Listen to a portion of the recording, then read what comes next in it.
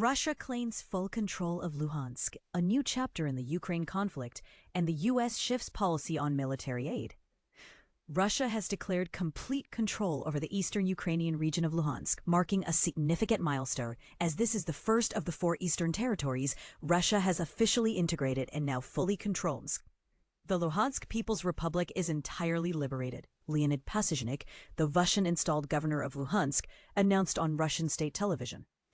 This statement, however, is not without dispute. According to some Russian military correspondents, 2 villages in Luhansk remain under Ukrainian control. The region had previously been claimed as conquered in 2022, only to be partially reclaimed by Ukrainian counteroffensive operations in the fall. Nevertheless, Russian forces have steadily advanced in Luhansk over the past 33 months, achieving a notable development on Ukraine's eastern front just this past month. But here's where it gets controversial. On the same day as Pasizhnik's announcement, the United States declared it would pause some of its military aid to Ukraine, reversing promises made under the Biden administration.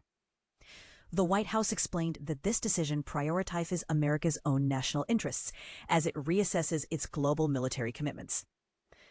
In another significant development, Russian troops have reached the border of the Dnipropetrovsk region, an unprecedented event in the ongoing war.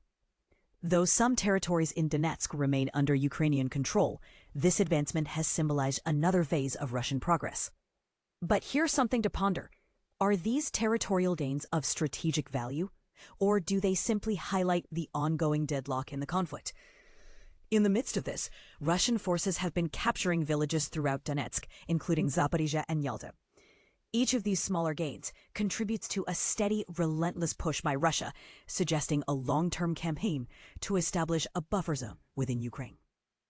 For instance, military analyst Igor Korochenko stated that this buffer zone should extend 70 to 120 kilometers deep to protect against potential Ukrainian counterattacks. So, does this buffering strategy signal genuine defensive tactics, or is it just a cover for further territorial ambitions?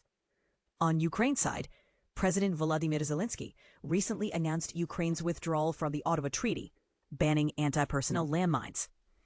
This allows Ukraine to produce and use these landmines as a defensive measure.